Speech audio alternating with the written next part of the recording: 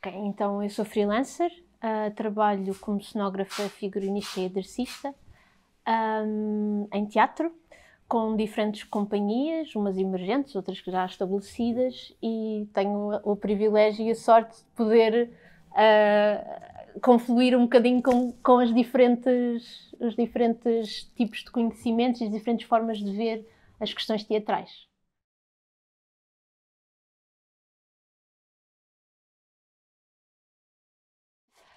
Sim, então é uma enorme honra e uma grande responsabilidade estar neste papel. É assim um desafio a uma escala muito grande, mas que me sinto muito privilegiada e espero fazer jus ao que me é pedido, a este desafio. E isto surgiu, a Direção-Geral das Artes é comissária e financiadora da Quadrienal e foi feita uma seleção através de um concurso limitado.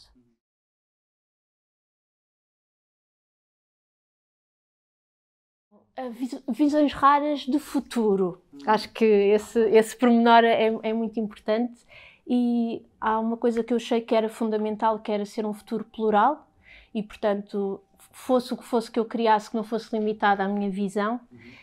Daí também ter criado uma atividade paralela, que é o Mirabolante, em que nós tentámos aprofundar essa dimensão representativa do país e o que é que não há de mais raro, senão esta diversidade de toda a gente em Portugal poder ter tido a oportunidade de participar e contribuir com a sua visão. Portanto, dar a voz e levar a voz destas pessoas.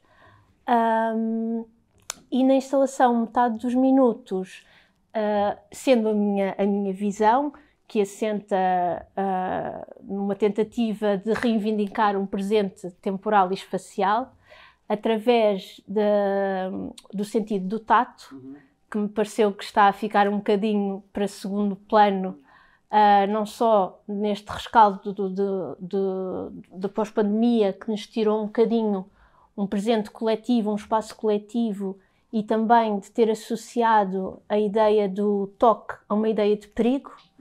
E, isso por um lado. Por outro lado, como estamos numa sociedade cada vez mais tecnológica, estamos a perder uma série de gestualidades que normalmente teríamos que fazer e que agora a máquina começa a desempenhar por nós e, portanto, nós temos só que ativar a máquina. Portanto, estamos a perder um bocadinho dessas gestualidades e dessa diversidade. E, além disso, a própria ativação da máquina não é assim muito amiga do tato, porque é um toque frio e, portanto, fez-me sentido explorar diferentes texturas nesta instalação, que terá uma zona labiríntica e que dessa zona, as portas de saída, foram convidados outros artistas plásticos a desenvolvê-las, o Diogo Costa e a Telma Paz de Faria, para mais uma vez tentar que seja uma sinergia e uma visão plural e que essas portas em si vão dar diretamente a outros espaços positivos e, portanto, conflui mais uma vez nesta ideia de um futuro coletivo e num futuro plural. Eu, enquanto cenógrafa, um dos aspectos que eu penso sempre muito é o lugar do espectador e a importância que isso tem, que é fundamental, é uma peça-chave e é um cúmplice de memória dos espetáculos. Nós, na verdade, estamos a trabalhar para esse espectador. Aqui, não sendo um espetáculo de teatro, temos também o lugar do visitante e o que eu tentei foi que ele fosse na mesma um agente ativo e decisor.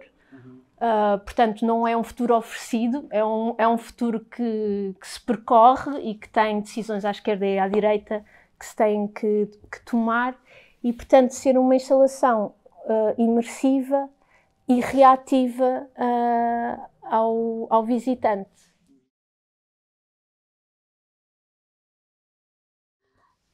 Eu achei que a parte tátil e mesmo o lado de, em vez de estarmos sempre a conceptualizar muito, passarmos também um bocadinho para o lado da sensação e para sentirmos, sem termos às vezes receio de não estar a perceber tão bem.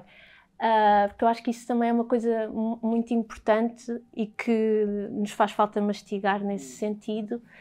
E o lado tátil torna necessariamente que estejas presente. Portanto, não é um encontro que possa ser digital, nada disso. E, portanto, esse lado de tentar reivindicar o presente para nós, eu acho que o sentido tátil ajuda bastante, e o que eu tentei foi criar texturas que são contrastantes, umas mais repelentes e umas mais cativantes.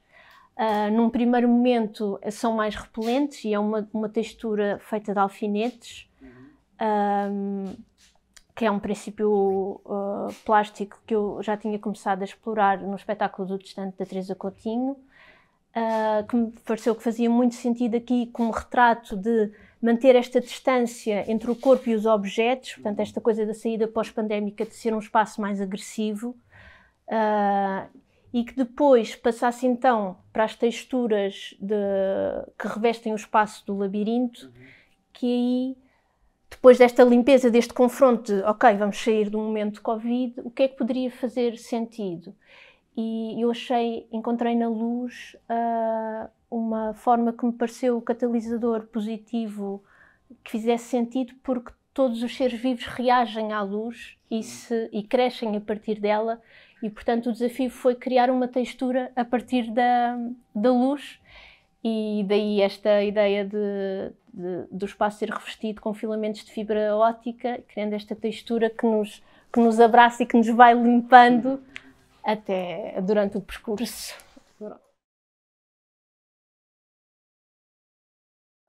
Os artistas plásticos é o Diogo Costa e a Telma Paz de Faria.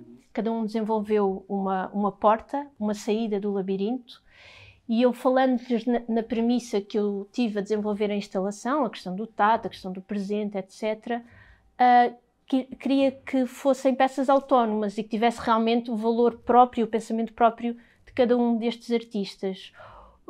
A Telma Paz de Faria é uma artista que trabalha muito o têxtil, e portanto a mim fez-me sentido convidá-la, porque acho que o têxtil tem esta dimensão também tátil e que poderia ser interessante de explorar agora com a Telma ter toda a liberdade. E o Diogo, que desenvolve pinturas, pareceu-me que também seria interessante pensar na pintura por um aspecto mais tátil, como é que isso era conseguido. E pronto, e quem visitar depois descobrirá esses dois lugares. Existe também um beco sem saída, que eu acho que é fundamental num labirinto e na nossa vida confrontar-nos com os becos sem saída. E lá temos uma pequena surpresa, que não vou revelar. Mas foi um enorme gosto trabalhar com eles, e é surpreendente ver o resultado que tiveram, e que, sendo muito independente, acho que se consegue juntar bem com a instalação em si.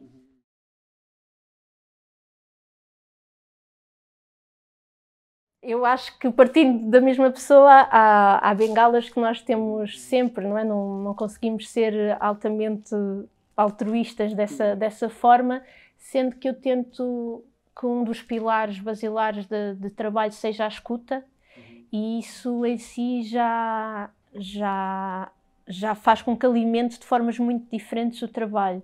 A escuta não só da sensação interior que eu tenho quando sei do desafio que é, seja a partir do texto ou da ideia, que às vezes também não há o texto, seja da própria vontade que os encenadores ou que quem dirige pretende em criar esse espetáculo, portanto, o que é que ele quer dar aos espectadores. Acho que isso é muito importante. E depois um segundo momento de escuta será também de perceber o que é que os materiais conseguem contribuir para essas ideias, porque eu acho que os materiais têm uma força muito grande inerente, e têm uma verdade muito grande, que se nós os potenciarmos em si, já conseguimos criar uma atmosfera muito particular, ou uma ideia muito vincada do que é esse lugar. Depois, outra coisa que eu acho que é fundamental, que eu tento sempre pensar, é a questão do espectador, que já falámos, mas também é uma coisa que por si não é completa, ou seja, eu não tenho que fechar nada, não tem que ser um trabalho que seja lido por si só. Ele é simplesmente um complemento às outras áreas que intervêm no espetáculo.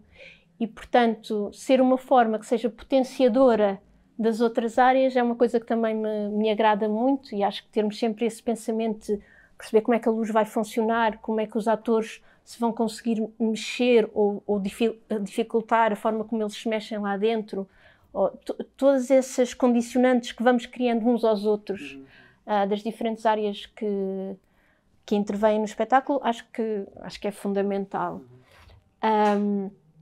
Portanto, haver essa ideia incompleta e depois de ser uma cenografia que, à partida, vai se impermeabilizando. Ou seja, ela é porosa e conforme a dramaturgia se vai desenvolvendo, nós começamos a vê-la de diferentes formas ou a entendê-la de diferentes formas. Acho que é importante nunca dar uma coisa fechada a um espectador e tentar sempre só estimulá-lo plasticamente para ele se engajar e depois, mesmo que não perceba bem, depois há outros elementos que vão ajudar nesse percurso que nós vamos fazer no espetáculo. Aqui não tenho esses outros componentes, não é? Não há atores, não há ninguém que dirige e, portanto, é um desafio mesmo grande e é a primeira vez que estou a trabalhar dessa forma. Mas espero que, ou seja, o pensamento do visitante esteve sempre presente e espero que consiga também levar-los numa viagem boa neste caminho para o futuro.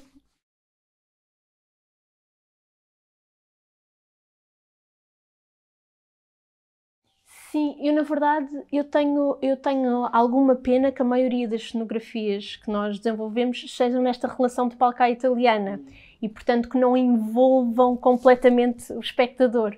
Eu tenho sempre vontade de... E se eu modificasse o assento onde a pessoa está a assistir o espetáculo? E isso é uma coisa que, por muitas razões, não é tão fácil. E aqui o facto de nós conseguirmos convidar o visitante a fazer parte da exposição, a interagir com a exposição, é uma coisa que me entusiasma muito, mas na qual eu também me autopropus nesse sentido, porque podia não o ser.